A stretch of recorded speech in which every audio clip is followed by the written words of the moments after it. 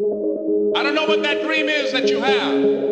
I don't care how disappointing it might have been as you've been working toward that dream. That dream that you're holding in your mind, that it's possible.